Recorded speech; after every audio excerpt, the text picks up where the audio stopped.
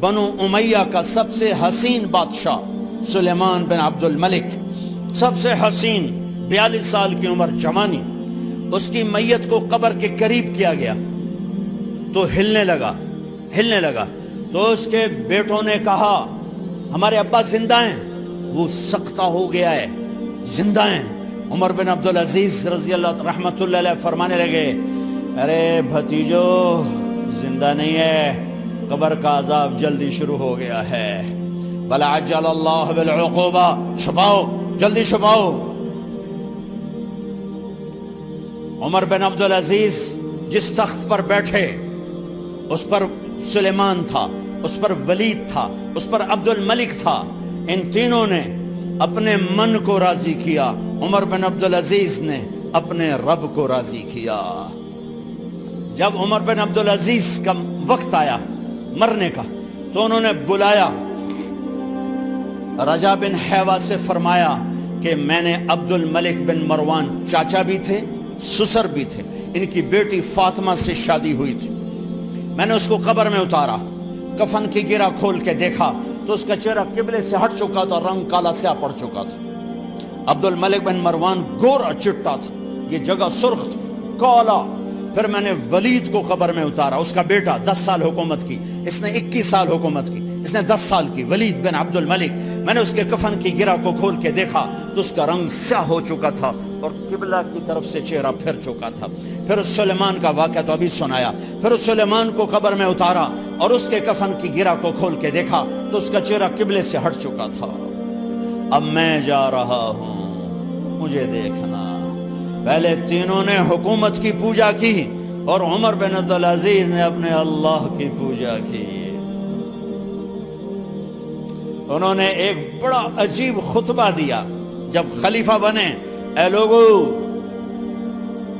بچپن میں شعر و شاعری کا شوق تھا تو میں شاعر بنا، تھوڑا سا اٹھان ہوئی تو علم کا شوق لگا، میں نے علم حاصل کیا، جوان ہوا تو فاطمہ بنت عبد الملک سے عشق ہوا، میں نے اس سے شادی کی، اب اللہ نے مجھے حکومت دے دی ہے، اب تم دیکھو کہ میں اس سے اپنے اللہ کو راضی کروں گا۔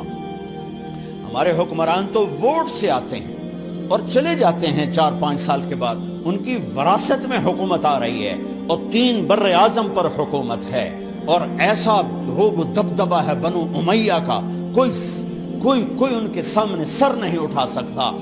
3 بر اعظم میں زکوٰۃ لینے والا کوئی نہ بچا، 3 بر اعظم میں سوال کرنے والا کوئی نہ بچا، 3 بر اعظم میں ظالم کوئی نہ بچا، 3 بر اعظم میں مظلوم کوئی نہ بچا۔ لیکن خود کیسا رہا؟ گھر آئے، فاطمہ بڑے اچھے دن گزرے ہیں، اب امتحان ہے، میں تیرا حق نہیں ادا کر سکوں گا، طلاق لینی ہے میں حاضر ہوں، ساتھ دینا ہے تو میرے اپنے حق معاف کرو، اپنے حق معاف کرو۔ فاطمہ جیسی عورت انسانی تاریخ میں کوئی نہیں آئی، سیاسی لحاظ سے، سیاسی۔ دادا مروان بادشاہ، باپ عبد الملک بادشاہ، بھائی ولید بادشاہ، دوسرا بھائی سلیمان بادشاہ، تیسرا بھائی ہشام بادشاہ، چوتھا بھائی بادشاہ اور اپنا خامند بادشاہ، 7 نسبتوں سے یہ عورت شہزادی ہے۔ کائنات انسانی تاریخ میں اتنی بڑی عورت کوئی نہیں آئی، سیاسی۔ فاطمہ کہنے لگیں عمر، میں نے سکھ کے دن تیرے ساتھ گزارے ہیں، دکھ میں تجھے چھوڑ کے نہیں جاؤں گی، جو میں نے اپنے سارے حق معاف کیے۔ پھر حضرت عمر بن عبدالعزیز کی راتیں اور دن کیسے گزرے؟ مصلے پہ بیٹھتے اور روتے وہیں سو جاتے اور روتے وہیں سے اٹھتے، پر 3 بر اعظم میں ظالم کوئی نہ بچا، مظلوم کوئی نہ بچا، زکوٰۃ لینے والا کوئی نہ بچا، اپنی حکومت کو اللہ کی رضا کے لیے استعمال کیا۔ کیسے استعمال کیا؟ سارے مال فاطمہ کا سارا زیور بیت المال میں ڈال دیا، تنخواہ پہ آ گئے، عید کا موقع آیا، بچوں نے ماں سے کہا ہمیں کپڑے لے کر دو، عید آ رہی ہے، ہر آدمی اپنے بچوں کے لیے کپڑے لے رہا ہے، ہمارے بچے بھی کہہ رہے ہیں کپڑے لیں، جاؤ بھائی لو۔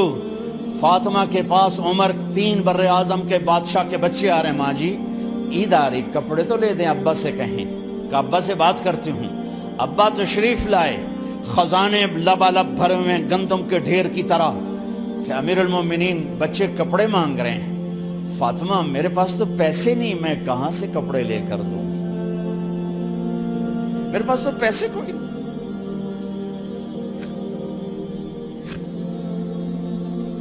حضرت فاطمہ نے کہا پھر بچوں کا کیا کروں؟ کہا پھر مجھے بھی نہیں پتا کیا کروں۔ اس کے پہلے 3 حکمرانوں نے لوٹ مار کے بازار گرم کیے، ظلم و ستم کے پہاڑ توڑے، اور آج اسی خزانے پہ ایک شخص بیٹھا ہے جو اللہ کو راضی کرنے کے جھنڈے گاڑ رہا ہے۔ تو فاطمہ نے کہا آپ ایسا کریں، اگلے مہینے کی تنخواہ ایڈوانس لے لیں، اس سے میں اپنے بچوں کو کپڑے لے دیتی ہوں، اور گھر کا خرچہ میں مزدوری کر کے گھر کی روٹی چلا دوں گی۔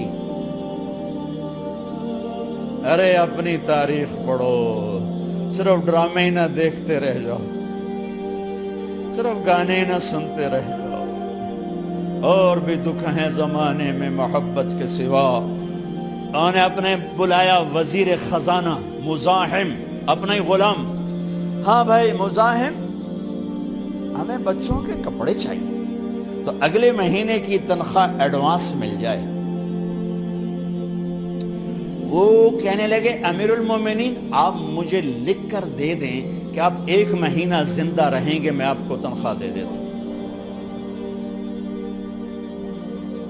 عمر بن عبدالعزیز سر جھکایا، اٹھے، گھر گئے، فاطمہ میرے بچوں سے کہہ دو کہ تمہارا باپ کپڑے لے کے نہیں دے سکتا۔ اپنی تاریخ تو دیکھو، عید کا دن آ گیا، خلیفہ وقت عید کی نماز پڑھاتے تھے، نمازیں بھی خلیفہ وقت پڑھاتے تھے۔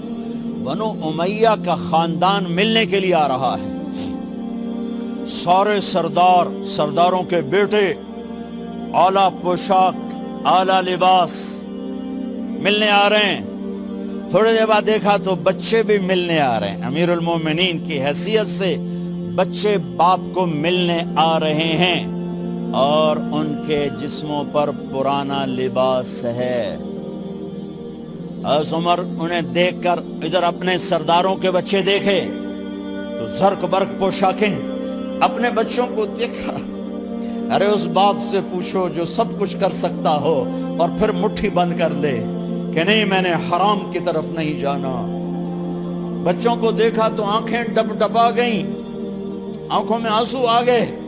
فرمایا میرے بچوں آج تمہیں اپنے باپ سے گلہ تو ہوگا کہ آج ہمارے باپ نے کپڑے ہی نہ لے کے دیے۔ ان کے ایک بیٹے ہیں عبد الملک، ان سے بھی 4 ہاتھ آگے تھے، ان سے پہلے ہی فوت ہو گئے تھے۔ کہنے لگے ابا جان آپ کو مبارک ہو، آج ہمارا سر بلند ہے، ہم شرمندہ نہیں ہیں، آپ کو مبارک ہو، آپ نے قومی خزانے میں بددیانتی نہیں کی ہے،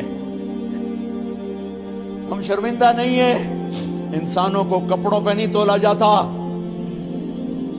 آج کا میرا دیس کا مالدار اتنا فقیر ہو گیا ہے، اتنا چھوٹا ہو گیا ہے کہ وہ اپنا تعارف کروانے کے لیے 50 لاکھ کی گھڑی لیتا ہے، 6 لاکھ کا جوتا لیتا ہے۔ آج کی بیگم اتنی چھوٹی ہو گئی ہے کہ اپنے قد کو بڑا کرنے کے لیے وہ 10 لاکھ کا ہینڈ بیگ لیتی ہے کہ دیکھو میرا بیگ 10 لاکھ کا ہے۔ ارے میری بہن تو 10 ٹکے کی بھی نہیں رہی اگر تو نے بیگ سے اپنے آپ کو بڑا بنایا۔ او میرے دوست تو 2 ٹکے کا نہیں ہے اگر تو 10 لاکھ کے جوتے اور 50 لاکھ کی گھڑی سے اگر تو بڑا بننا چاہتا ہے۔ ارے اس دھوکے سے نکلو۔ برینڈڈ کہاں جا رہے ہو؟ جب تم اپنی ذات میں بے قیمت ہو تو رب ذوالجلال کی قسم تمہاری گھڑیاں، تمہارے بیگ، تمہاری گاڑیاں، تمہارے بنگلے تمہاری عزت کو بڑھا نہیں سکتے۔ ابا جان آج ہم خوشی سے بلند ہیں کہ ہمارے باپ نے بددیانتی نہیں کی۔ گھر میں تشریف لائے، کہنے لگے فاطمہ کچھ پیسے ہیں، میرا انگور کھانے کو جی چاہ رہا۔ بس فاطمہ رونے لگی، فرمایا امیر المومنین خزانہ تو بھرا پڑا ہے، 1 درم کا بھی تیرا حق نہیں ہے کہ تو 1 درم لے کے انگور خرید لے۔ تو تڑپ اٹھے، فاطمہ میں جہنم نہیں برداشت کر سکتا۔ وہ میرے بھائیو جو دن رات سود میں پھنس چکے ہو، جو دن رات جوے شراب میں پھنس چکے ہو، کیسے اللہ کے سامنے سرخرو ہو کر کھڑے ہو گے؟ ایک رات گھر میں تشریف لائے، بچیاں بیٹیاں، منہ پہ ہاتھ، کپڑا رکھا، دوپٹہ رکھا منہ پہ، اور بات کریں۔ آپ نے پوچھا ارے کیا ہوا تمہیں، یہ منہ پہ کپڑا کیوں رکھتی ہو؟ تو خاموش ہو گئی، لیکن گھر کی خادمہ رو پڑی، کہا امیر المومنین آج آپ کی بیٹیوں نے کچا پیاز توڑ کے اس سے روٹی کھائی، سالن کھائی، اور میرے آج کا تاجر کہتا ہے جھوٹ نہ بولوں تو کاروبار کیسے، میرا افسر کہتا ہے رشوت نہ لوں تو گزارا کیسے کروں۔ تو عمر بن عبدالعزیز پھس پہ ہچکیوں کے ساتھ روئے کہ میری بچیوں میں تمہیں بڑے اچھے کھانے کھلا سکتا ہوں، پر میں جہنم کی آگ برداشت نہیں کر سکتا۔ بھائیو، اس بندے نے اپنے آپ کو ذبح کر دی، اللہ کو راضی کرنے کے لیے ذبح کر دی، اپنے ذات کو، اپنے جذبات کو، اپنے احساسات کو۔